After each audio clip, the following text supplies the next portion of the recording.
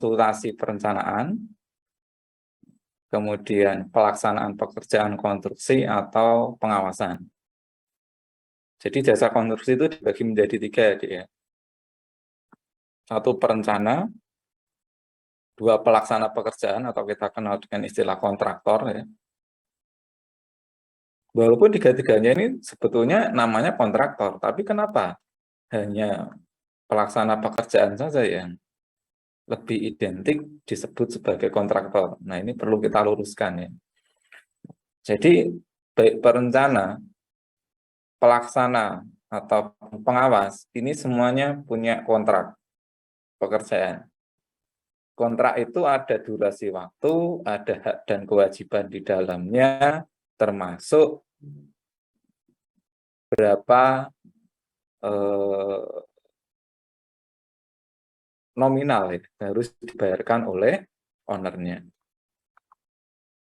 Oke, nah jasa konstruksi ini hubungannya dengan pengguna jasa dan penyedia jasa. Jadi pengguna jasa kita sebut biasanya dengan istilah owner.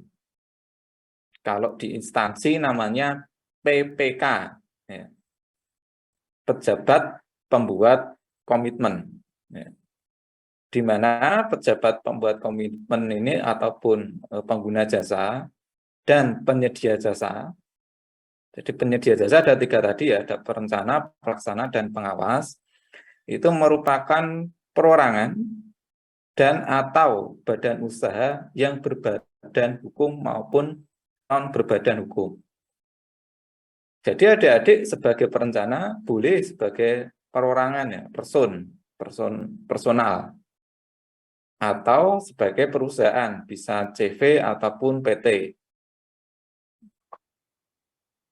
Nah, namun nanti ada beberapa kontrak konstruksi yang mewajibkan ya penyedia jasa itu harus berbadan hukum, itu ada. Nah, penyedia jasa konstruksi perorangan ini adalah biasanya untuk proyek-proyek kecil ya, dengan teknologi yang sederhana dan biaya kecil. Ini istilahnya biasanya penunjukan langsung. Ya. Jadi kalau proyeknya besar biasanya tidak boleh pakai perorangan, harus punya badan usaha. Ya. Nah, biasanya kalau perumahan di kampung-kampung gitu bisa pakai perorangan. Ya. Tapi nak bangun apartemen, bangun hotel, bangun gedung kuliah itu harus punya badan hukum. Ini tentang jasa konstruksi. Nah, peranan jasa konstruksi ini adalah sebagai sasaran guna menunjang terwujudnya tujuan pembangunan nasional. Kita ketahui bersama bahwa di Indonesia ini sedang gencar melakukan pembangunan infrastruktur, baik di bidang jalan jembatan, bangunan gedung, ya, ini baru wacana ya, IKN itu, kemudian termasuk di UNY ya. Tahun ini saya itu diamanai menjadi tim pendukung PPK ya, atau tim teknis di pembangunan gedung sarana olahraga kampus Mates, pembangunan gedung kuliah di kampus Gunung Kidul, dan beberapa pembangunan di kampus Karangmalang. Nah, jasa konstruksi ini jadi dia itu yang merealisasikan dari wacana, dari rencana menjadi suatu karya yang nyata. Jadi perencana itu fokusnya adalah mengkonversi ide menjadi suatu desain atau gambar. Pelaksana mengkonversi gambar menjadi suatu bangunan. Nah, pengawas mengkonversi spesifikasi teknis atau rencana kerja dan syarat-syarat menjadi suatu mutu pekerjaan. Jadi pengawas ini bagiannya mengontrol BMW, biaya, mutu, dan waktu. Nah, tujuan pembangunan nasional tidak lain adalah mewujudkan masyarakat adil, makmur yang merata, baik material, spiritual, ya, baik ekonomi, pendidikan, kebudayaan, ya. Ini berdasarkan Pancasila dan UUD 1945. Jadi adik-adik di bidang teknik sipil ini sebetulnya ujung tombak, ya.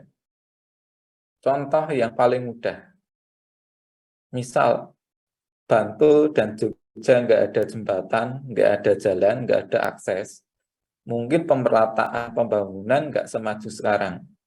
Kita bisa cek dari indeks pembangunan masyarakat.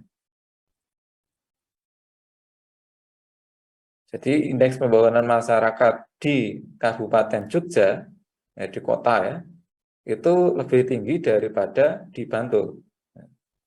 Kalau kita cermati lagi infrastrukturnya, ya, bangunan-bangunan di Jogja, di Sleman, rata-rata high rise building. Sedangkan di Bantul soalnya juga ada perda, ya, tidak boleh ada bangunan berlantai banyak, ya. Nah, namun demikian, ya, masyarakat di sini sudah difasilitasi oleh pemerintah, ya, untuk meratakan pembangunan yang berimplikasi pada pemerataan ekonomi, kemudian pendidikan, ya, sosial, budaya, ini cukup merata, ya. Mungkin membandingkan lagi agak ekstrim, ya, misal Sleman sama Kulon Progo gitu, ya. Nah, itu lebih ekstrim lagi. Tandanya apa? Dari perhatikan Bantul, Kulon Progo itu kalau pagi akan banyak sekali masyarakat yang berbondong-bondong ke kota ataupun ke Sleman untuk kerja. Nanti kalau sore jalannya akan ramai ke daerah berkebalikannya, ya. Nah, itu salah satu upaya, ya, pemerintah itu membuat ini, ya, pemerataan pembangunan dan ekonomi, ya. Nah, itu yang punya peran siapa, ya? Jasa konstruksi ini tadi. Karena yang mentransformasikan dari ide menjadi suatu karya nyata, ya. Jadi jangan cuma ini, apalagi teman-teman teknik, ya, kita bukan ilmu bahasa.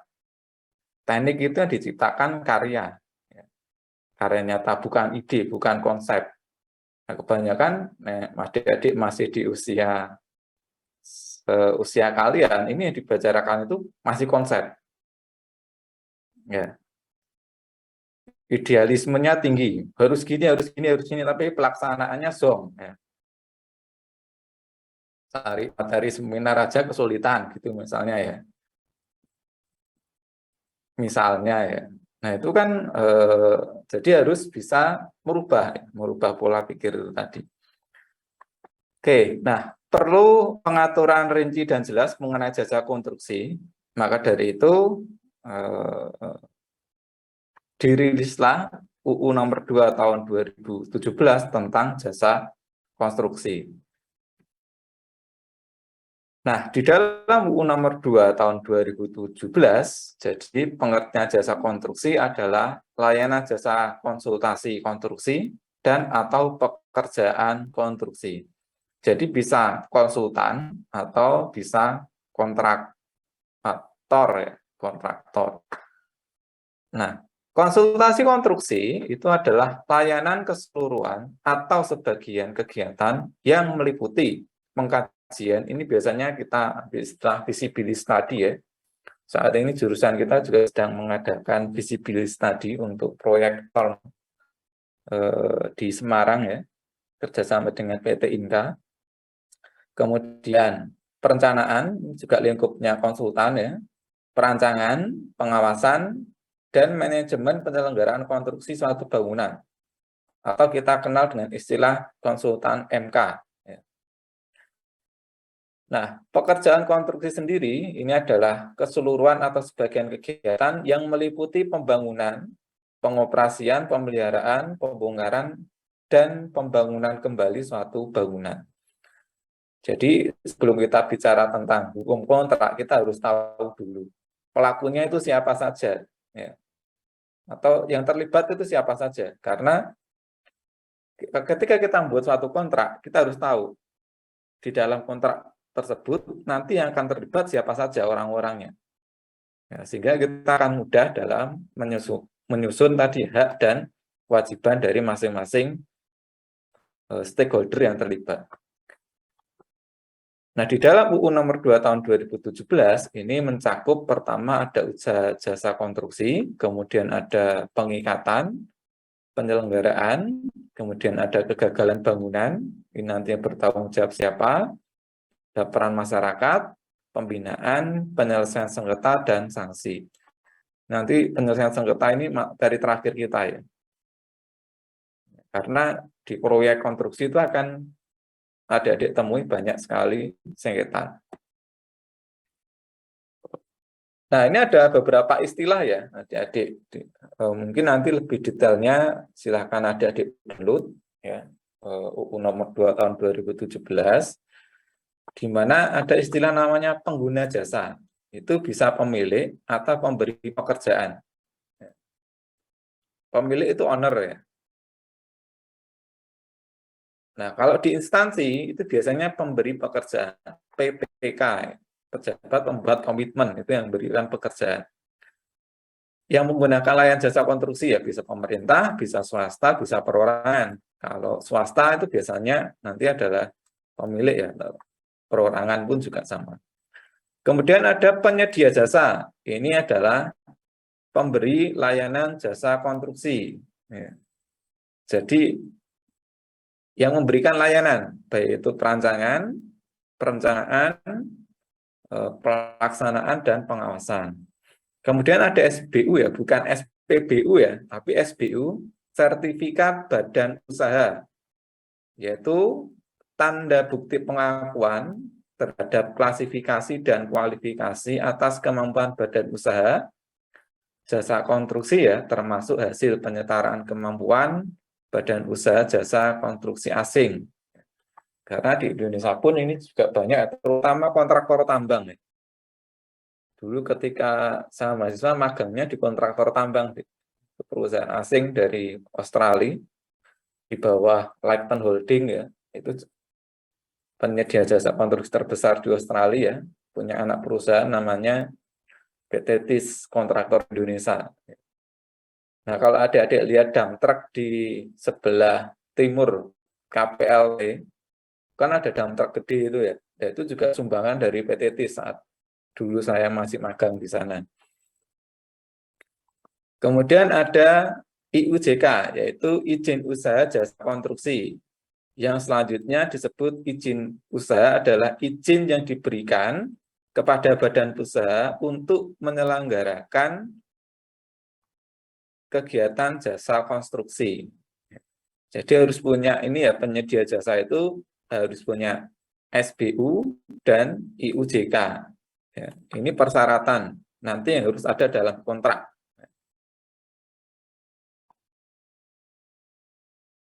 Nah, lingkupnya ya untuk jasa perencanaan konstruksi adalah penyedia jasa orang perseorangan atau badan usaha yang dinyatakan ahli profesional di bidang perencanaan konstruksi. Ini biasanya harus punya SKA, sertifikat keahlian di bidangnya. Misal perencanaan bangunan gedung ya, SKA bangunan gedung, kalau jalan dan jembatan ya SKA jembatan, kemudian bangunan air ya SKA untuk hidro ya, atau bangunan air. Nah, usaha atau pemberian layanan jasa perencanaan dalam pekerjaan konstruksi ini ada beberapa dokumen ya. Dimulai dari kegiatan studi pengembangan sampai dengan penyusunan dokumen kontrak kerja konstruksi. Jadi perencanaan itu biasanya berhentinya di sini, di kontrak kerja. Atau kita kenal istilah dengan dokumen kontrak. Nah, biasanya dimulai dari survei, ya, kemudian ada visibility studies atau survei kelayakan, kemudian perencanaan, pemeliharaan, kemudian ada optimalisasi dan penelitian. Ini lingkup pekerjaannya.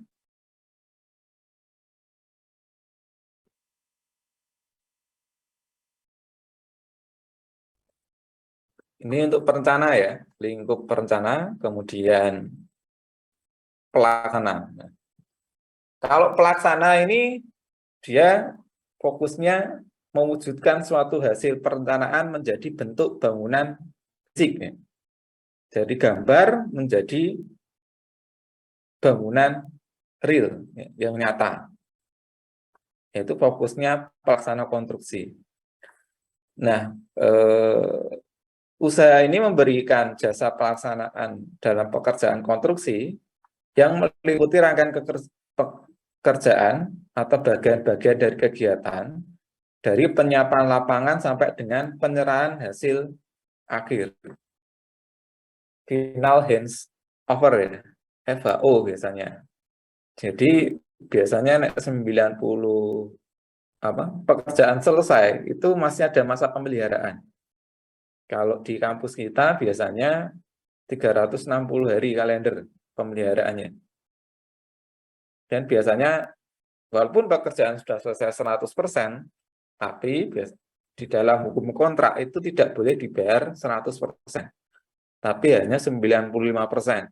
Yang 5% adalah retensi ya, untuk pemeliharaan. Ya, sampai tadi durasi waktu yang sudah ditentukan dalam kontrak. Nah, pelaksana konstruksi atau kontraktor ini yang wajib memiliki sertifikat keterampilan. Ya. Jadi semua layanan jasa konstruksi itu wajib punya sertifikat keterampilan. Oke, kemudian pengawas. Ya, tadi perencana, sekarang perencana sudah, kontraktor sudah, sekarang pengawas. Ini penyedia jasa berupa perseorangan atau badan usaha yang dinyatakan ahli profesional di bidang pengawasan konstruksi yang mampu mewujudkan pekerjaan dalam bentuk dokumen pengawasan, pengendalian mutu ya, atau bentuk fisik lainnya. Jadi pengawas itu hubungannya dengan administratif.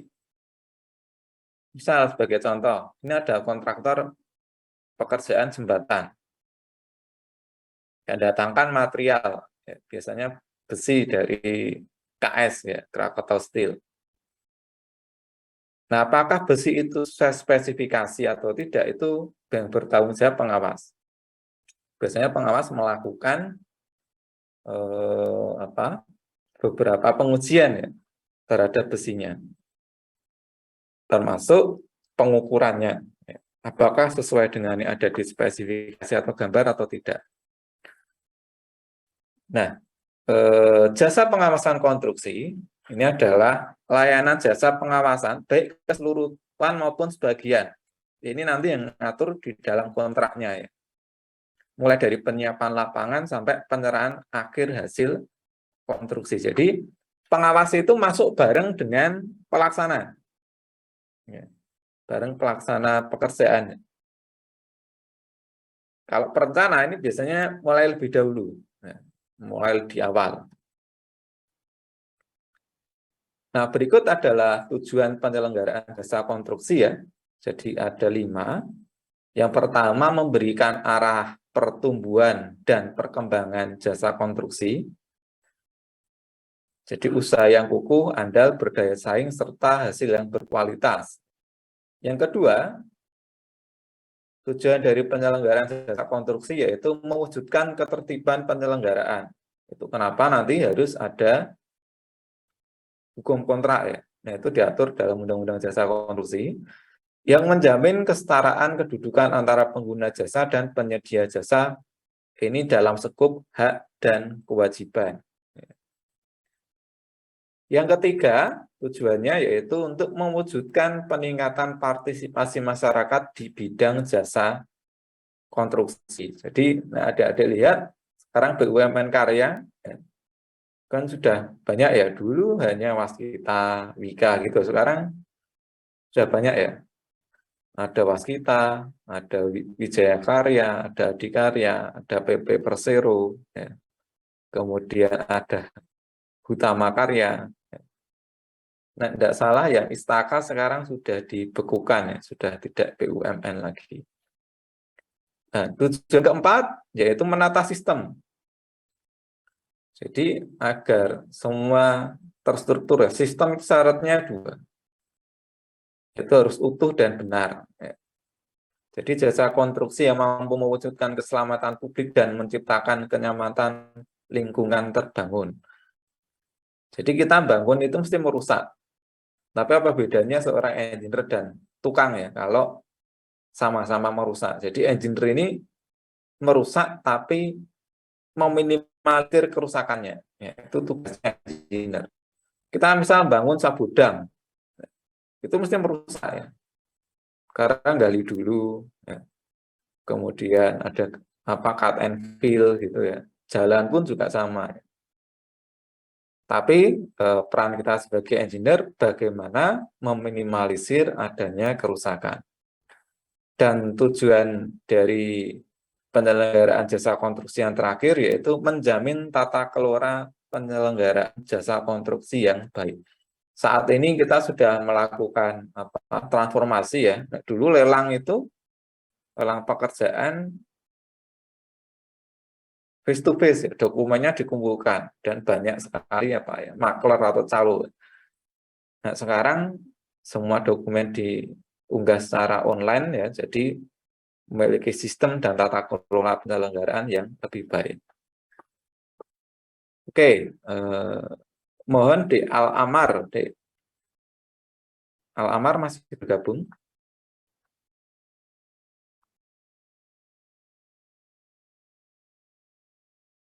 Ya.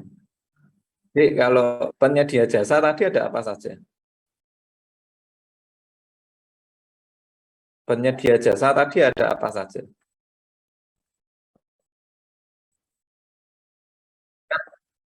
Ada pengguna jasa dan penyedia jasa. Nah, penyedia jasa itu ada siapa saja? Adik-adik mungkin di awal-awal perkuliahan dulu sudah saya ingatkan. Jadi walaupun kuliahnya online, mohon untuk membuat catatan. Karena catatan itu nanti tiap akhir perkuliahan saya minta untuk dikumpulkan. Ya, jangan ditinggal ngantuk ya. Adik-adik saya juga ingatkan ya, waktu yang terbuang itu tidak akan pernah kita temukan kembali. Ya. Sama memberi materi kuliah juga mungkin hanya satu kali. Ya, kita berada di hari Selasa tanggal 9 Agustus 2022 jam 10 lebih 2 menit itu juga hanya satu kali seumur hidup. Ya, kalau adik-adik banyak menyanyiakan waktu ya, itu nanti akan jadi satu puzzle ya, jadi bom waktu. Karena itu nanti akan jadi kumulatif.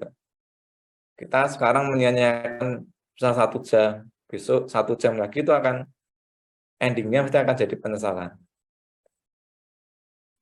Coba ada masih ingat deh, penyedia jasa tadi ada siapa saja?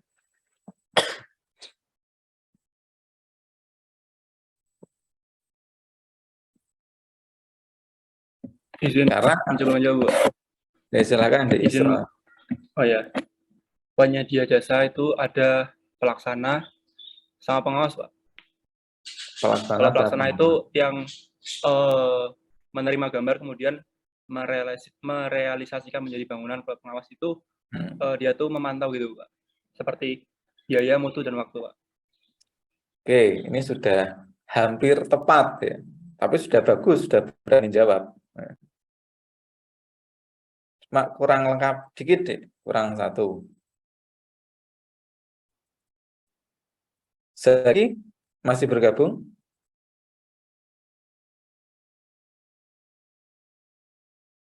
Abi Zaki masih bergabung? Masih, Pak.